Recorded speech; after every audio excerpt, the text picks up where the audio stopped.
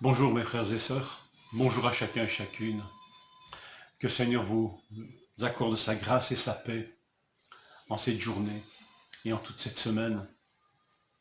J'aimerais lire avec vous les chapitres 1 de l'Apocalypse et surtout les versets 4 à 5. De la part de Jean, aux 7 églises qui sont en Asie, que la grâce et la paix vous soient données de la part de Dieu, celui qui est, qui était et qui vient, de la part des 7 esprits qui sont devant son trône, de la part de Jésus-Christ, le témoin fidèle, le premier-né d'entre les morts, et le chef des rois de la terre, à celui qui nous aime et qui nous a lavé de nos péchés par son sang. Et je lis le verset 6, et qui a fait de nous un royaume des prêtres pour Dieu son Père, à lui soit la gloire et la domination au siècle des siècles. Amen. Que ce texte nous inspire et nous permette de remplir cette vocation qui nous a été adressée par Jésus-Christ. Nous sommes un royaume et des prêtres pour Dieu. Des prêtres appelés à lui rendre un culte, à l'adorer, à le servir. À qui nous adressons-nous? À qui adressons-nous ce culte? Ces quelques versets nous le rappellent et nous introduisent dans ce mystère infini de Dieu qui se révèle, tel que l'Apocalypse veut le dire. Apocalypse, ça veut dire révélation. Dieu se révèle. Mais quand il se révèle, ce n'est pas pour nous dire que nous sommes devenus des savants et que nous avons définitivement connu Dieu et que nous pouvons le mettre dans une éprouvette et dans un cadre. Ici, chapitre 4 nous introduit dans le mystère de ce Dieu trinitaire. Est-ce que vous vous en rendez compte? Il nous est parlé tout d'abord, il nous est dit que ce texte nous est adressé de la part de Dieu, de la part de celui qui est, qui était et qui vient. Une claire allusion à ce chapitre 3 d'Exode, quand Moïse demanda le nom. Quel est ton nom, dit-il à ce Dieu qui se révèle à lui. Et Dieu va lui révéler par un nom absolument extraordinaire qui est une forme du verbe être. Je suis. Je suis.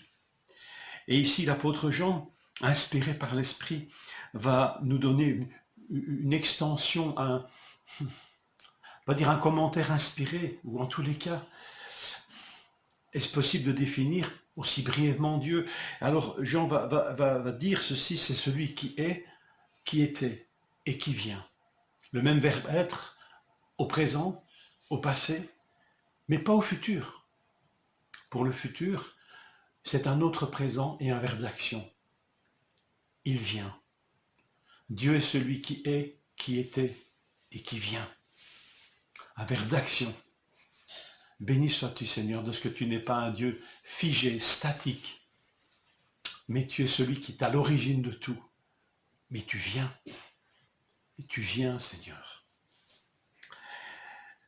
De la part des 7 esprits qui sont devant son trône, le mystère de l'Esprit de Dieu, que nous pensons parfois posséder, puisqu'il est dit qu'il vient faire en nous sa demeure, combien grande est notre tentation d'instrumentaliser l'Esprit, d'en faire peu de cas, ou d'en faire un serviteur à notre service, pour parfois faire des choses qui sont pas toujours très spirituelles d'ailleurs. Les 7 esprits. Pourquoi n'avoir pas dit simplement de la part du Saint-Esprit, des 7 esprits? Encore une fois, ce langage symbolique de l'Apocalypse, mais significatif. 7 chiffres de plénitude. L'Esprit Saint, c'est la plénitude de Dieu. La plénitude de Dieu, la plénitude de l'Esprit Saint. La plénitude, c'est l'Esprit dans toute sa plénitude, plénitude de sa personne, de son œuvre, de ses activités. Cet Esprit qui peut nous remplir jusqu'à toute la plénitude de Dieu et qui remplit toutes choses. Que nous puissions tomber en adoration devant cet Esprit, le Saint-Esprit, les 7 esprits qui sont devant son trône, associés au règne de Dieu. Nous sommes devant le Saint-Esprit. Et ce chiffre 7 nous rappelle cette divinité absolue de l'Esprit. Respectons-le et associons-le à notre culte, à notre adoration. Et enfin de la part de Jésus-Christ, le témoin fidèle, le premier-né d'entre les morts. Ça veut dire celui qui est ressuscité, qui nous a lavé de nos péchés par son sang. C'est de ce Jésus dont il s'agit. Il y a beaucoup de personnes qui pourraient s'appeler Jésus, qui se sont appelées Jésus.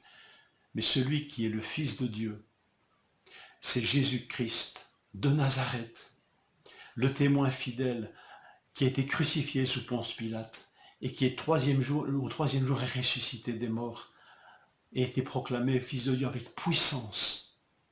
Il est notre Sauveur.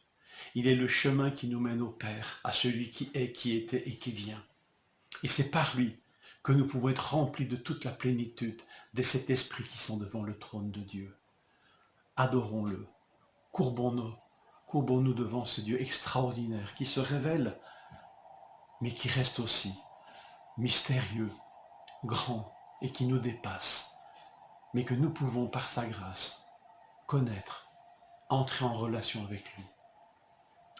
Que le Seigneur nous accorde des cultes, des moments passés en sa présence durant cette semaine. Que sa grâce et sa paix soient avec vous.